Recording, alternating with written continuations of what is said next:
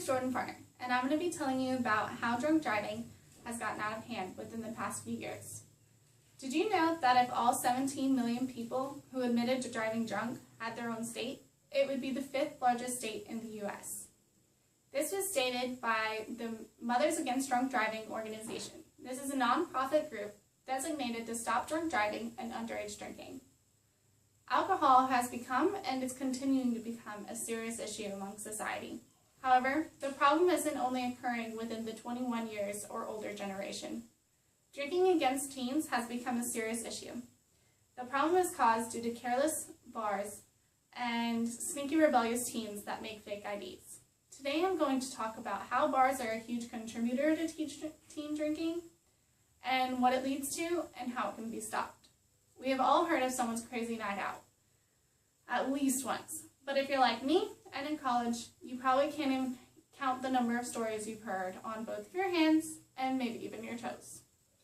But one thing that almost everyone has in common in college is the desire to go out after a long, hard school week. But this isn't necessarily a bad thing.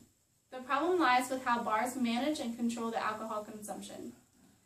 All you have to do to get into a bar is show an ID stating that you're either 21 years or older, and they give you a stamp or a wristband. However, it's all about whom you know these days, and I guarantee that if you're 18 or 30, you know who's working the door, you're guaranteed a wristband stating that you're over 21, which allows you to drink.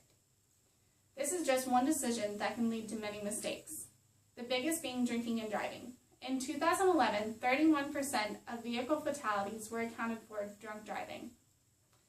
The drinking age is set at 21 and older for a reason. This is in hopes that those who drink are mature enough to choose not to drink and drive. But teenage drinkers who think like they're not going to get in trouble and they're not going to get pulled over or get in an accident, they think they're invincible. And they probably won't ask their parents for a ride. So they go ahead and drive and they risk other lives. It's all fun and games until someone gets hurt, and whether that person is someone you know or some other innocent citizen that you don't know, or even you. The National Highway Traffic Safety Administration recently stated that in 2012, more than 10,000 people died due to drunk driving. That is one person every 51 minutes. So how can this be stopped, or even just halted for the moment? Think of how much harder it would be for teens to drink illegally if they had to show their ID every time they bought an alcoholic beverage.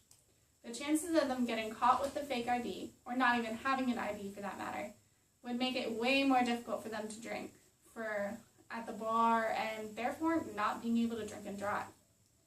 In all honesty, we can't stop underage drinking and we can't stop people from making stupid decisions, but we can try.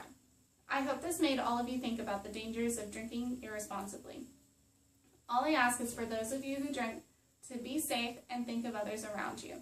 You may think you're fine, but no drunk driver gets in their car and says, "Man, I'm really drunk, maybe I shouldn't drive." They all think they're fine. I commend all you designated drivers, and I hope you continue to take your friends' keys. Thank you. Now I'm going to show you a demonstration of how you see when you drink and drive, and this was also worked on with Advocacy.